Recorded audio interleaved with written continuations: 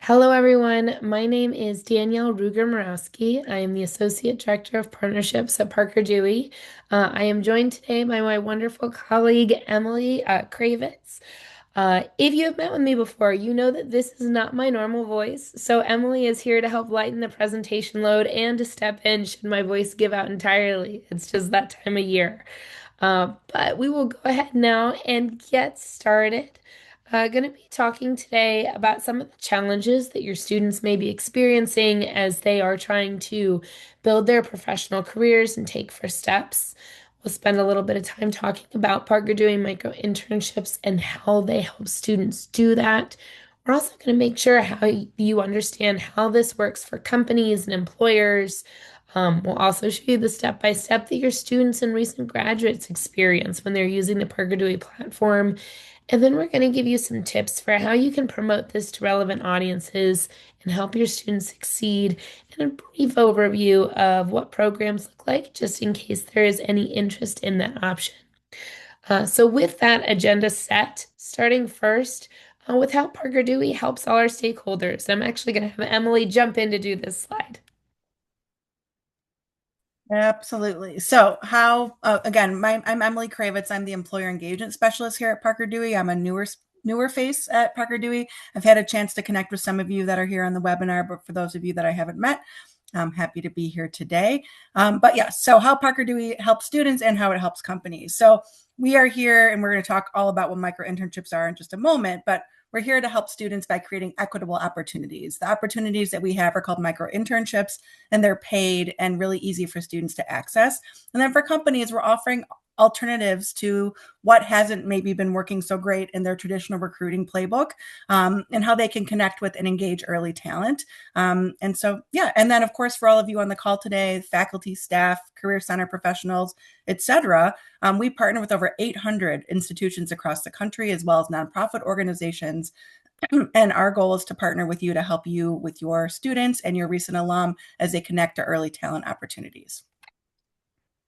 So, some of those challenges that your students may be facing, we have just a few examples here on the screen. I won't read all of them to you directly. Feel free to check them out yourselves. But these are just indicative of some of those things that we hear consistently from students, whether they're looking for opportunities, but all they're seeing is unpaid, and that's not realistic for them. Or maybe they're not sure what they want to do yet. So they're trying to look for accessible ways to explore that don't require them to make a long-term commitment up front. Maybe they realize later in their educational career that they want to make a switch, and now they're really struggling to figure out how to do that efficiently, even though the experience they've built up into that point may not be relevant to their new career goal. Or maybe they're just trying to figure out that first step in the door and really struggling to do so. Take solace in the fact, if you're hearing these things from your students, that they are not alone. These are things that we hear consistently.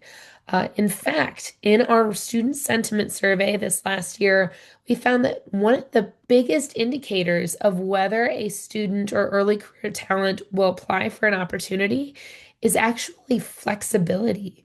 These students need it.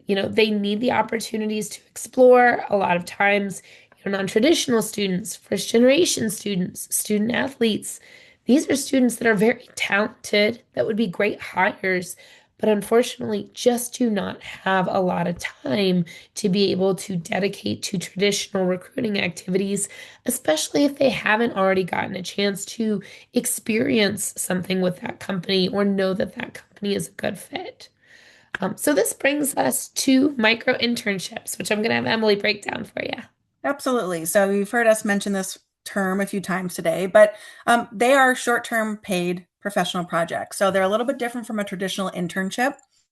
They're typically between 10 to 40 hours of work. And so sometimes we'll have employers ask us, well, what if I need somebody for, a couple of months or a whole year? And that's not really where we come in. And so we are not trying to compete with your employers or take away from what your employers are already doing in the internships that they offer. Rather, we're looking to offer opportunities to enhance what they're doing and really helping them explore other ways to connect with your students. They can be done year round, so they don't need to be tied to a semester. They can be done when students are on winter break, as many of your students are right now. The student remains on our payroll the entire time. We are the employer of record. And so there's no big commitment or background check process that the employer has to worry about. We handle all that as well as the burden. These are all paid projects, so very important for you to hear. We believe in paying early talent and making sure that they have those opportunities and access. And so typically students are paid roughly between 300 to 600 per project, just depending. They get to keep 90% of the pay. Parker Dewey just retains 10% simply for all the tasks that we're handling as far as the HR side of things. But they're really a great way for, and we'll talk about a few different use cases for your employers, but just a great way for students to dip a toe into getting some work experience and seeing and trying on what feels best for them. So, who can complete micro internships? Do your students qualify? Since micro interns are independent contractors of Parker Dewey, they do need to be at least 18 years old. This is open to students or recent graduates. We often get questions about whether there is a cutoff for recent graduates, and there is no official cutoff. But what we encourage students and recent graduates to keep in mind is Parker Dewey is intended to be a resource for launching their careers.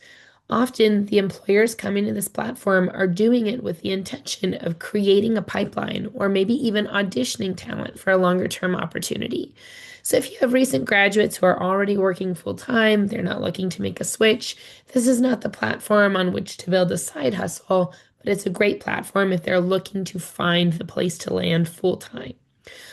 Many international students can do micro internships, but they do need work authorization, either CPT or pre-completion or regular OPT. And we know every school's process is a little different for what that looks like, and the co-curricular aspects. So we encourage all international students to check with International Student Services before applying to micro internships to make sure they are indeed eligible. Since micro interns are independent contractors of Parker Dewey, that also means this is available to undocumented students. All they need to have is a valid ITIN number. Now, for the follow-up questions we often get about international students, a reminder again that they do need to have work authorization. And when they get selected for a project, they are reminded of that as well. Ultimately, though, it is up to the university to verify their eligibility. Now, as Emily mentioned, for all these micro internships, regardless of what company the student may be working with, we, Parker Dewey, are the employer of record. The pay that goes to the micro intern ultimately comes from Parker Dewey. And since we are that employer of record, that means that they get an offer letter. When they request that offer letter for their CPT or OPT, it will come from us and be on Parker Dewey letterhead. Now, there are some micro internships that do require US citizenship. Sometimes companies are using this as an audition for something longer term, and they unfortunately just may already know they're not in a position to offer sponsorship. If that is the case, it's typically going to be dictated in the project description. So please encourage all your students, international students included, to make sure they're reading those project descriptions carefully. For undocumented students, in many cases, they can do this even without DACA or TPS. They just need to have that valid ITIN number. And that is what allows us to be able to pay them for the projects. Now, I cannot state clearly enough that I am not an employment lawyer, and nothing that I ever say should ever be taken as legal advice. We have heard from some undocumented students who have immigration lawyers that if they don't already have an ITIN number, this may not be the best time to get one. But many students do already have that number, making it very easy for them to engage in micro internships.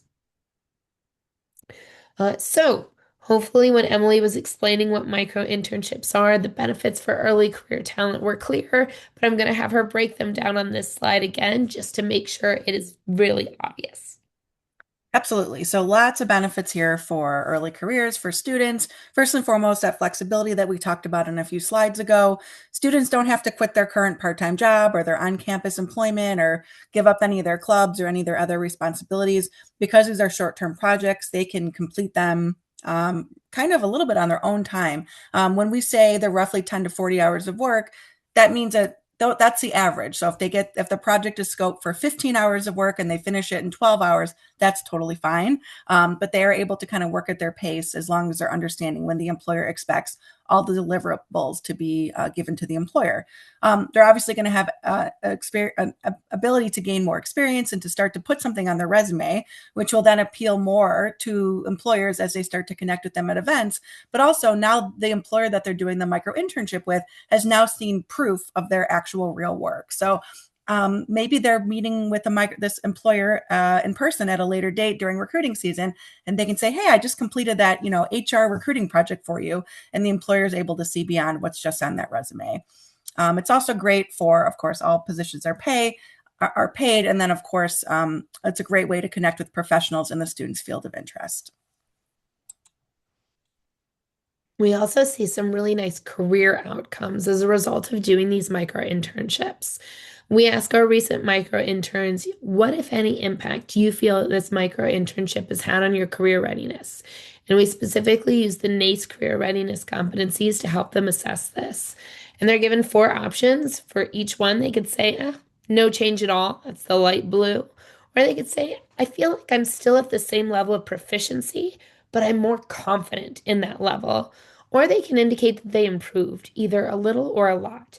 And you can see across the board with these NACE competencies, the most common responses are that they improve not only a little, but a lot, especially when it comes to professionalism, demonstrating that even though these are short-term experiences, they are impactful ones from a career readiness standpoint. So, coming kind of full circle in this little section back to those students we saw before who are highlighting their challenges about finding accessible opportunities or getting a foot in the door or finding ways to, just try out different companies. Encourage you to check out our Parker Dewey success stories. We have a number of testimonials. These are from students from all different types of institutions, studying all different types of majors with all different types of goals. So it really speaks to the variety of ways that students can use these micro internships to accomplish their unique professional goals as they're launching their careers. So now that we've covered a little bit about that student side, I want to explain why this is also a really great resource for your employers. And for that, I'm going to hand it over to Emily again. Thanks. And so again, my role is to help your employers get started. So any questions that they have, I can help them with the system, even though the system is really easy to use, our Parker Dewey platform. But these are some things to keep in mind as you're starting to talk about Parker Dewey and micro internships with some of your employers. First and foremost, you're going to hear us say the word easy a lot, and it truly is. Given that I'm a newer face, I was once you. I spent almost 20 years working in career services offices at a few different institutions, both student facing and employer facing. And so when I felt like there was yet another tool or yet another resource that we had to share with students, that sometimes felt exhausting. But really and truly, Parker Dewey is easy. An employer could post a project in one day. I mean, they can get an account and post today and start getting students. And same thing, a student can get on our system as soon as possible as well. There's minimal commitment or risk. So the employer is not investing in this student long term. They're simply posting project work for them. One good piece of news, though, is if the employer is impressed by the student and does want to bring them on permanently, whether it's for a full-time job or even an internship, we are not a staffing firm. There are no fees. There's no conversion fees or anything like that.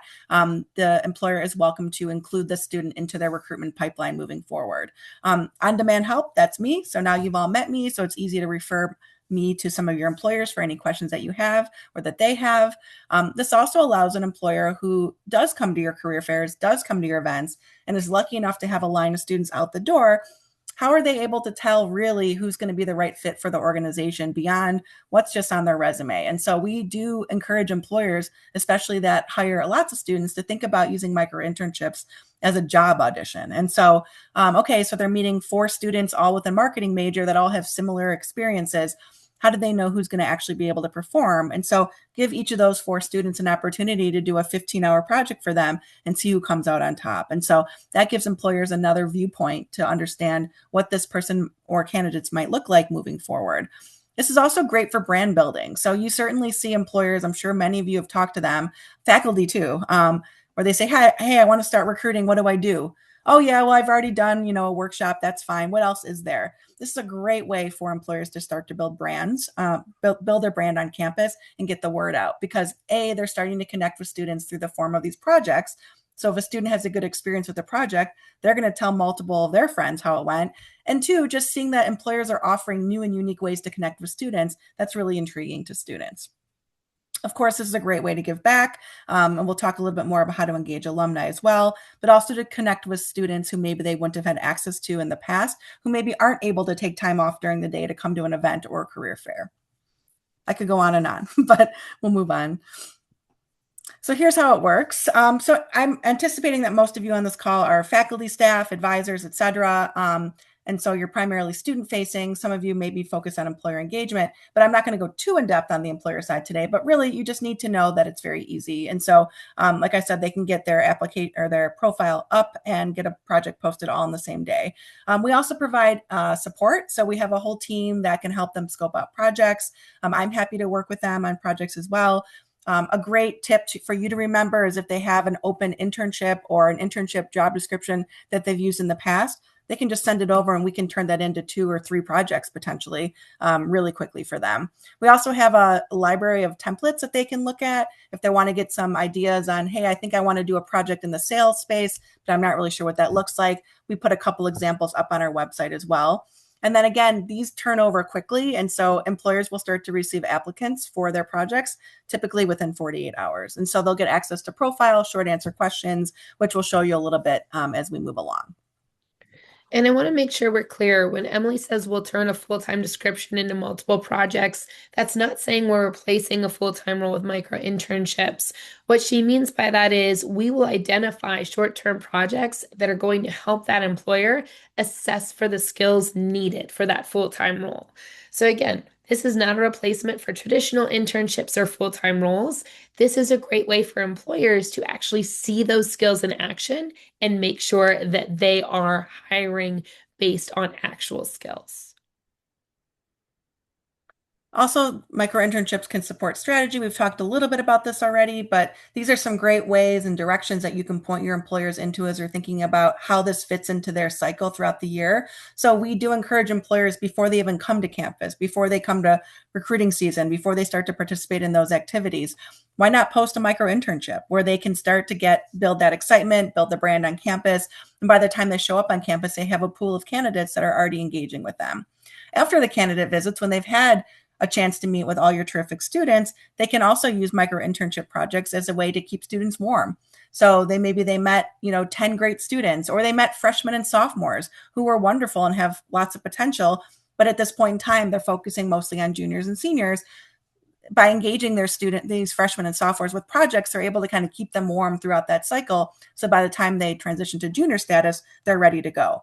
It's also great, as I mentioned before, when they're flooded with applicants, and how do they determine the differences and the strengths and weaknesses just based on what's listed on a student's resume or in a quick phone screen. This is a way to help evaluate real work examples, and so they can see what the students are made of and what sort of skills they can bring to the table. And then two, I'm sure in this economy, we're hearing lots of changes, lots of things are happening. NACE seems to be putting out information on almost a weekly basis on what's changing with campus recruiting.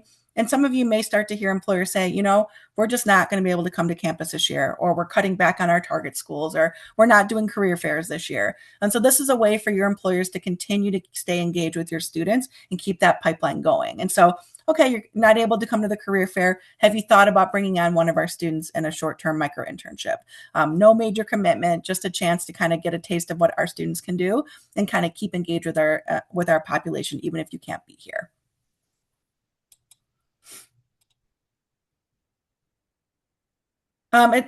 This also provides an immediate impact for our employers. More than 80% of our students who are selected for micro internships come from underrepresented groups. So it's a great way to connect with students that they may not have seen before.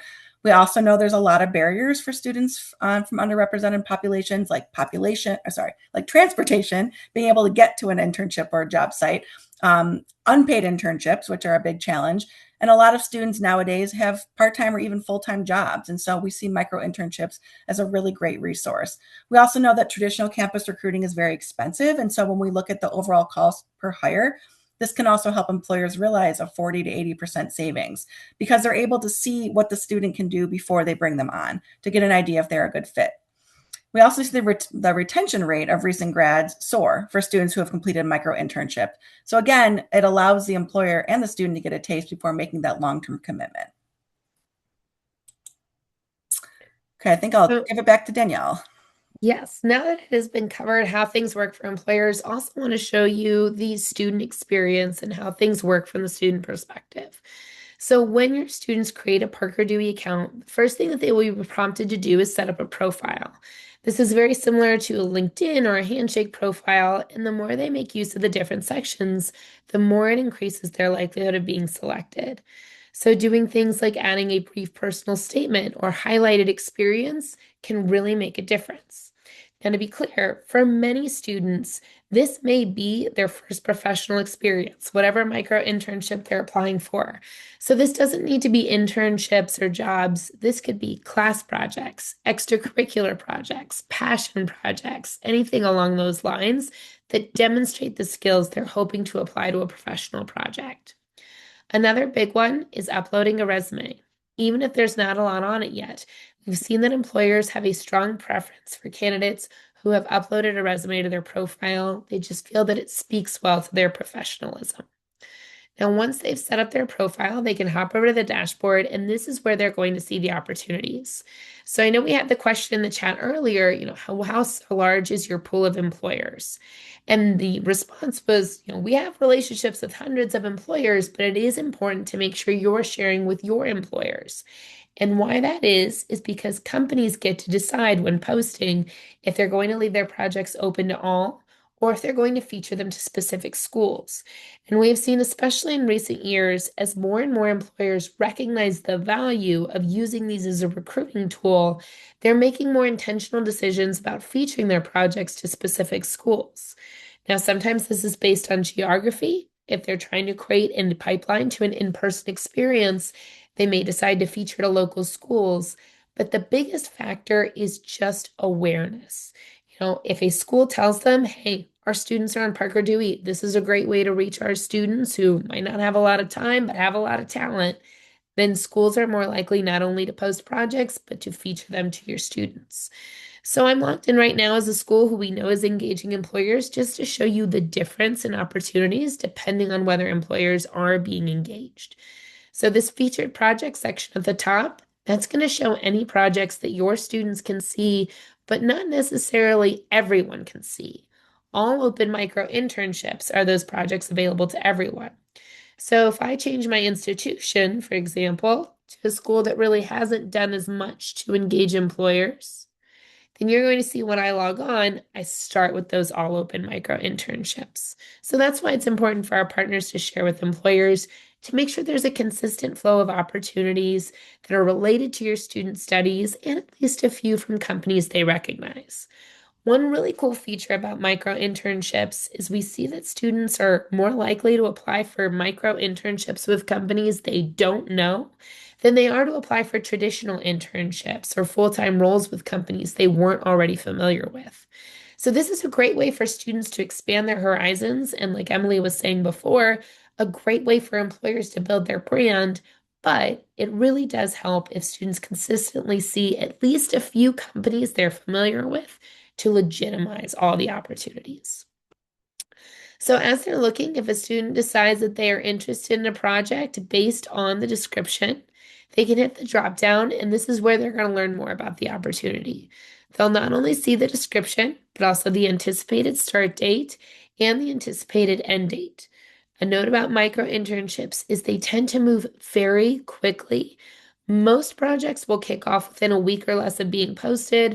We're seeing a little bit more wiggle room around the holidays, but a good rule of thumb for students is to log in at least once a week to make sure they're seeing the full breadth of opportunities.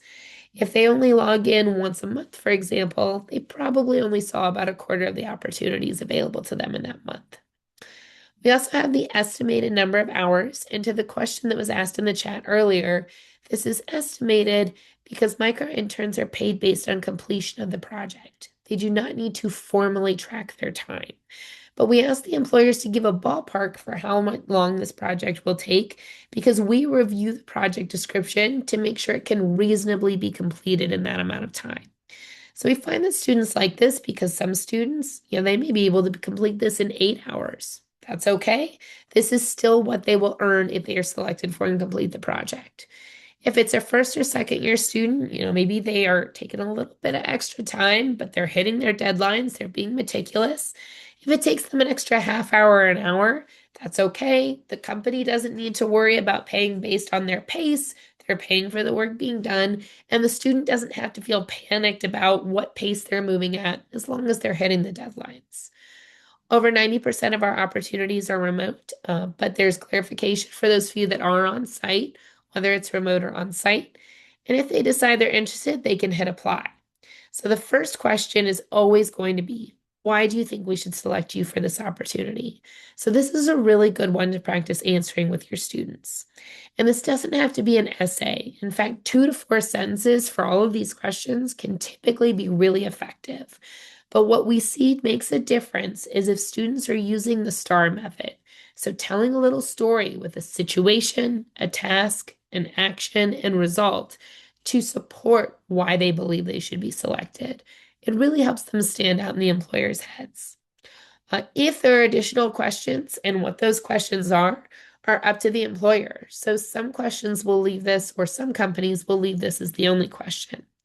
Oftentimes, these projects are used as an audition for a longer term opportunity, like a traditional internship or a full time role. When that's the case, there will often be some questions just confirming that there is indeed availability and interest in that longer term opportunity. We also have some yes or no questions here. The responses to those are not seen by the company. And the company are the folks who are making the decision about the micro internships. But this is just what allows us to know that information that I shared earlier. That students are more likely to take a chance on a micro internship with a company they don't know than they are to try to apply for an internship or a full-time role with that company, which makes sense. These are such short-term commitments. Parker Dewey is the employer of record, so they know they're not sharing their data in terms of getting paid with anyone who's unsavory, so they feel more confident in taking chances and trying new things. Once they submit the application, they'll know the status in the Applied tab. If it's inactive, they're still being considered for that opportunity. And once it's moved to passed, that's how they know they were not selected for that particular opportunity. Now, sometimes employers will respond directly, but they're not guaranteed. So that's why these two sections let the student or recent graduate know where their application stands. Once they get selected, they will be notified via email, and they will also receive our micro internship success checklist. This guides them through connecting with their professional at the company so they get the chance to expand their network, ask questions, and get all the context they need to do a great job on the project. They'll receive the forms to get paid directly from Parker Dewey, and then they get other resources to help them be successful as well. Some projects are really straightforward. After that kickoff call, it may just be a few emails back and forth. Others that are a little more complex might involve some check-in calls. Either way, they have templates to help them review what they've done, any questions they may have, and to make sure that expectations are aligned for the remainder of the project. So that is the student experience. There are some slides here for folks who prefer to review slides later that kind of break everything down. And then the employers are going to see, what did they put in their profile? What did they put in their application responses? And with each candidate, they have the ability to send a message if they have a follow-up question. And sometimes employers will request a brief interview to make sure it's a good fit. But more often than not, employers are using these micro internships as the interview for something longer term. So they're not going to put students through an arduous interview process for the interview. So many will take the combination of the information in the student's profile and those questions and use that as the two things that determine whether they will be selected for that project, which is why it's so important to make sure your students have complete profiles and that they're answering those application questions thoughtfully. And then I'm going to pass it over to Emily to talk about how things get done. So here's the order of what happens after a student gets selected by an employer. We recommend that the supervisor has a kickoff meeting. And again, we're not looking for a lot of the supervisor's time, but it's very helpful to just establish that connection so that the student has a point of contact and knows who they need to follow up with if they do get stuck somewhere. And then the employer can also use that time to kind of share any resources or materials or tools that are needed, and kind of just, again, put a face to the name. The students will then start the work on their project. And I wanted to note that we have over a 97% place project success rate. If there's any issues with the student not completing work to the employer's satisfaction, or the student isn't hearing from the employer, or there's some sort of challenge, we will make sure that we get involved and we take care of anything that comes up. But by and large, the projects are typically very successful on both ends. And again, we talked about this a few times, but just want to reiterate that we do handle the payroll, the HR documents, all that good stuff. And then you can also see some links here to some of the tools that we provide to students both during and after the project is complete. And the supervisor will also post some feedback on the Parker Dewey platform once the project is marked complete for the student to review. And so they can use that feedback as they move on to their next project. And then the feedback, if the employer continues to post projects with us, they'll be able to see that in the system as well. So our platform has lots of employer data as well for our university partners. So, hopefully in this section, you've understood the benefits of micro-internships, not only for your students and recent graduates, but also for your employers. And now you're interested in making sure both parties are aware of this resource and how they can connect to each other. So promoting Parker Dewey to your students and recent graduates will look a little different depending on whether your partnership or your institution has already established a partnership or not. We do have a variety of partnership options, including one that is genuinely no cost. If you are interested in sharing this with your students and employers, we would recommend at the very least starting with that no cost partnership. It includes a student-facing landing page to share with students. It includes a landing page to share with employers to help them post projects, lots of resources. For folks who really like to be in the know about data and what is going on in real time, we also have a Parker Dewey Plus option that includes an administrative dashboard. And then we have some schools who have been able to secure grants or donations to be able to fund micro internships for their students. When a school is interested in this option, everything is very customizable. Since you're the ones funding the project, you get to decide, are these open to all employers or a specific subset based on whether it's geography or doing alumni work there or whatever it may be? Are you open to all projects using these funds, or do they have to be projects related to a specific industry? Are they available to all students as a result, or just specific students? So everything is customizable. But even if you are not a Parker Dewey partner, our platform is free and open to all students. So students can create accounts and complete projects. It doesn't matter if the school is a partner or not. And if you are not a partner, or honestly, even if you are a partner, you can always share this page right here. Students will be able to create their accounts and get started. So if you are unsure if your institution is already a Parker Dewey partner, one of the best ways to figure it out is to see if your institution has a Parker Dewey landing page, or two landing pages is what you would have if you were a partner. So one is going to be that student-facing page. The URL for that page is going to be info.parkerdewey.com/student and then your institution's URL. Now, every once in a while, we might have had to adjust your URL just a little bit to make sure that other folks didn't get caught in your data. So instead of UT, for example, you might see U Tampa to just make sure that you're not getting caught in data with other schools that have UT in it. But here's an example from St. John River State University. These pages are customized for your institution, very easy to share with your students to help them understand what micro internships are, who can do them, what are the benefits, a lot of great information. You'll also have an employer facing page that's going to be connected. So as long as you have the link to one, you have the link to the other. You'll notice that they are very similar in format, but here's an example just in that other URL in play. It's going to be that info.parkerdewey.com, but this time /employer and then your institutional URL. Now, you may have noticed if you established partnership in the past that you used to have different URLs. They used to be info.parkerdewey.com/ your institution, then either companies or featured. Back in May, we updated all of our partner pages to follow this new naming convention. So please make sure you are familiar with your current page. If you had an old page, it's redirecting to the new URL, but we encourage you wherever you are sharing those page links going forward to make sure that you're using the new URLs just to make sure everything is as operating as smoothly as possible. Even if you only had a student-facing page before, you'll also find that you now have an employer-facing page because we have seen that it is more and more important for partners to share this with employers. So that's why we want to make sure every single partner is equipped with resources, not only to share with your students, but also to share with your employers. On that note, we also have lots of resources to make sharing with both audiences easy in our Parker Dewey partner checklists. These checklists are designed for partners to be able to keep track of what you've done to spread the word. A good rule of thumb from our marketing department is that any audience, whether it's students or employers, they need to hear about things typically between 5 and 7 times before the message sinks in and they really feel equipped to take action.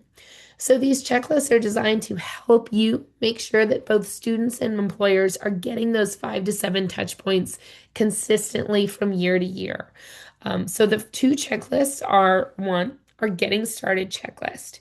If you're a newer Parker Dewey partner, or maybe you've been a partner for a while, but you're not sure if folks have been engaging recently, just make sure that you're reviewing this. It's going to help you make sure that we have updated point of contact information, that you're familiar with the URLs for your landing pages, that your institution has safe listed Parker Dewey emails. There are a few things more heartbreaking to us than a student getting selected and then missing out on an opportunity because the selection notice went to spam. So making sure your institution safe lists our emails reduces the likelihood of that happening and just really giving you all those best steps to make sure you're confident and ready to share things out. Then the annual must-do's checklist are really those practical step-by-step things to make sure this resource is getting in front of both audiences. So, for example, we give you language for how this should be introduced to your employers so you can get them to that employer-facing link we've customized for you. On students, we also provide language. We also give you a list of places that information and your link should be shared wherever students are looking for opportunities and wherever employers are looking for information about how they can reach and recruit your students. We also encourage your teams to review with career services every year. And for those of you who are here to do exactly what you're doing right now, make sure faculty and staff are aware of this resource as well. We also ask all of our partners to do at least a few proactive things every year. So, sharing on social media, we have flyers for both audiences and plenty of regularly scheduled events. We're also always happy to host webinars specifically for your employers to really hit home that this is a great way to feature projects exclusively to students at your institution.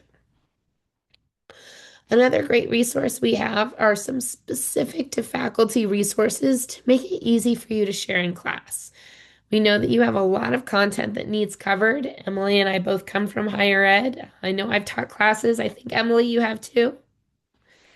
And so we know there's a lot to fit in the semester. So that's why we're trying to make it easy.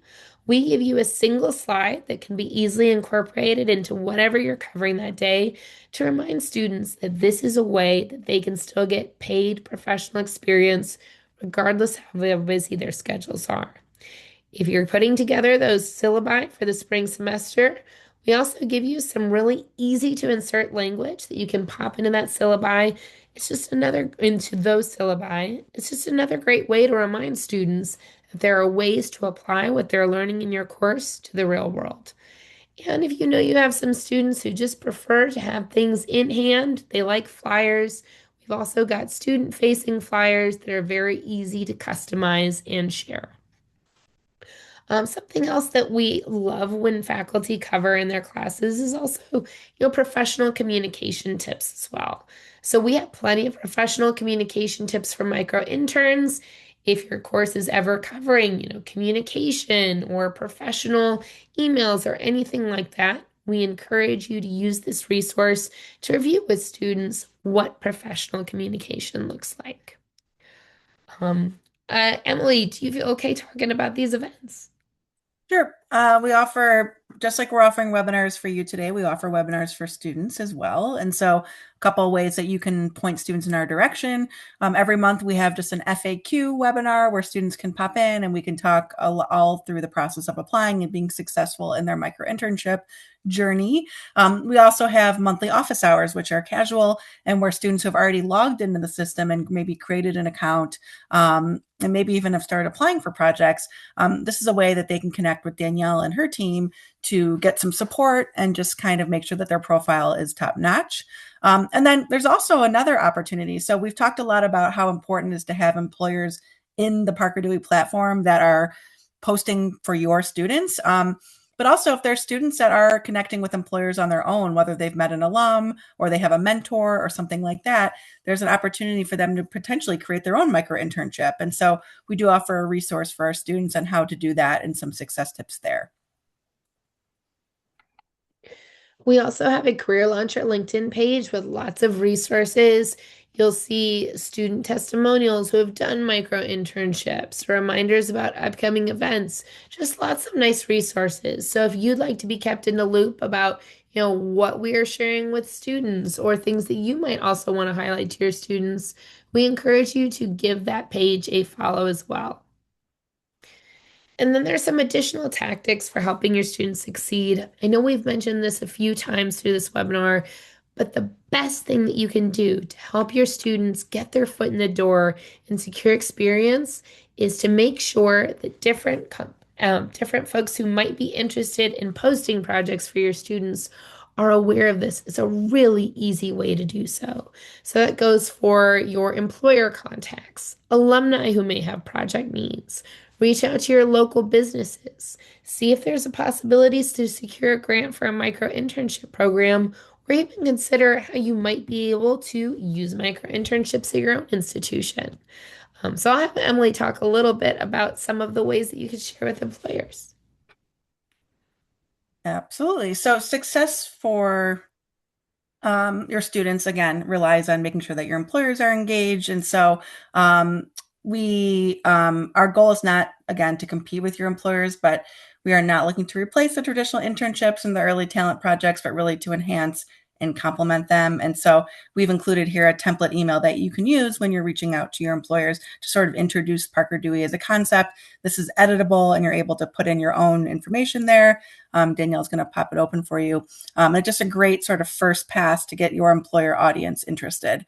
You can connect with your employers through Handshake and gather the list of employers you may want to reach out to, employers from your advisory board, prospective employers that you've been trying to connect with. There's lots of ways that you can engage here. And it doesn't have to be a huge list either. As faculty or staff, maybe you just have one or two employer contacts that have, said in passing to you, oh, I'd love to do an internship program, but we don't have the bandwidth or the budget, but we'd love to engage your students. Feel free to send this as a one-off or two-off email as well for those contacts. And then again, here's a flyer that you can use that you can share with your employers. We shared a lot of the student-facing flyers. Now here's some employer-facing flyers. This is an easy one-pager that you can show them. It kind of speaks their language on the lowering cost per hire, the retention rates, and has how they can, there should be a link at the bottom that shows them how they can connect with us as well. But these are great to bring with you if you're going to visit an employer on site or you're hosting an employer on your team. And then we also have a lot of employer webinars. And if you encourage your employers to sign up for one of these webinars, you may bump into me again or CEO Jeffrey, who leads a lot of these webinars. But we have a bunch of different templates for the different types of webinars that we have. We have an open to all employer webinar that we do on a very regular basis. And then we have some sort of rotating topic webinars as well, where we talk about kind of what's happening in campus recruiting, how to recruit talent without location being a burden. So we really try to switch up the content so your employers are kind of getting the latest and the greatest. And of course, you're welcome to join us as well at those if you'd like to hear what we're talking about. And then a few more ways. We do have here just more ways to see content from some of our most recent partner playbook. You can watch a recording. We have the slides up here, or you can join us live when we host this type of workshop, like I said, about 3 times a year. And as you all may have guessed from the buttons, you will be receiving all these slides and the recording afterwards. So if you want to register for any of these, you'll just click on those slides and you'll be able to do so really quickly. And then for measuring impact, if you are from an institution that has established a partnership with Parker Dewey, depending on your level of partnership, there are different ways to go about understanding, what your student usage is, what companies are engaging, and all that good stuff. For our basic level partners, those partner checklists that we looked at earlier must be completed every year before annual data can be requested. The reason we set that as a requirement is because we found if a partner is not sharing this with both their employers and students, we unfortunately just don't have as much data to share. And we want to make sure when we're pulling data for you that you are able to see the real and full realized potential of our partnership. Now that Parker Dewey Plus level, that's the $2,000 a year subscription. Those partners are able to see data on demand in real time via an administrative dashboard. And if you are interested in data, but you are trying to figure out, do we have a partnership? What level of partnership? How would I know if my students are engaging? Please don't hesitate to reach out to schools@parkerdewey.com. We'll be happy to let you know the history of our partnership if one exists or how you can easily get started. And if you are interested in learning more about our micro internship programs, again, these are the opportunities that create micro internships exclusively available for your students. If that's something you feel your institution needs or should be looking into, we also have plenty of opportunities to engage on that topic. Again, you'll get the slides and the recording afterwards, so you can join us for a webinar. You can review the slides of a presentation solely on that topic. Please don't hesitate to reach out or schedule a meeting too if that's something you are interested in. And then for that final option, engaging students at your own institution, here's a great example from the Entrepreneur Center at UC Irvine. Every year they have their Big Give Day, and they decided, let's use these micro internships to get a little creative one year. And they hired over 20 micro interns and assigned them all to different departments on campus. And those micro interns help those departments get the word out and do promotions for their day of giving. And as a result, they saw some of the biggest numbers they have ever seen for that day of giving. And we know at least one department said, oh my gosh, this student is amazing. We're going to have to find some funds to hire them for other projects with our department, even after this is over. So that's just one example of an institution who was able to use micro internships themselves, not only to create meaningful opportunities for their students, but also to benefit the institution itself. So, having given all these examples and shared all this information, what's next? The first step we recommend is knowing if you're a partner. We know for faculty and staff, if you're not the primary point of contact, this may not be as immediately evident. So, if you want to know whether your institution has a history with us, don't hesitate to reach out to schools@parkerdewey.com. We'll be happy to let you know. And then share micro internships with your students. If you're a partner, we'll be happy to send you reminders about the content in those partner checklists. Reminder again, even if your school hasn't established partnership for some reason, we are an open to all resource, like LinkedIn, for example. So you can still share this with your students. You can still promote it in your classes. You can still share it with your or with your employer contacts and encourage them to post opportunities for your students. And that, in fact, is step number 3, sharing it with your employers.